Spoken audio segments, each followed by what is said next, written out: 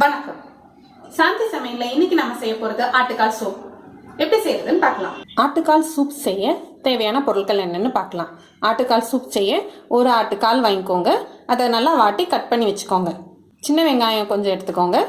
1/2 teaspoon மிளகு, 1/2 teaspoon ஜீரகம், கொஞ்சமா மஞ்சள்தூள் எடுத்துக்கோங்க. தேவையான அளவு உப்பு வச்சுக்கோங்க. தண்ணியில ஊற வச்சிருக்கிற ஆட்டுக்காலை இப்போ க்ளீன் பண்ணலாம். கடையிலேயே வாட்டி கொடுத்துருவாங்க.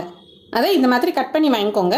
இது நல்லா தண்ணியில் ஊற வச்சுட்டு கத்தி வச்சு இப்படி சொரண்டிங்கன்னா அது மேலே இருக்கிற இந்த மாதிரி முடியெல்லாம் வெளியே வந்துடும். அப்படி நல்லா கழுவிக்கோங்க. எல்லா எலும்பையும் இது மாதிரி கழுவிக்கோங்க.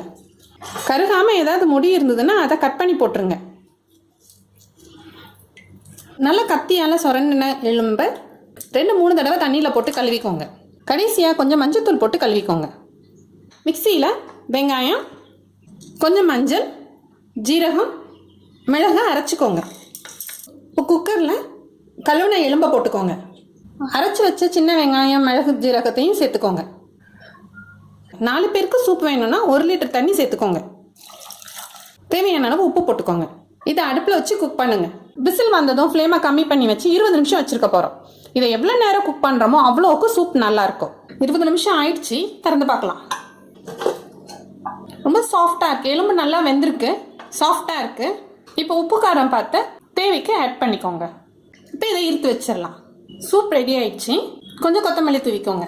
சமைச்சு சாப்பிட்டு பார்த்துட்டு எனக்கு கமெண்ட் பண்ணுங்கள். இந்த வீடியோ உங்களுக்கு பிடிச்சிருந்ததுன்னா லைக் பண்ணுங்கள், ஷேர் பண்ணுங்கள், சப்ஸ்கிரைப் பண்ணுங்கள்.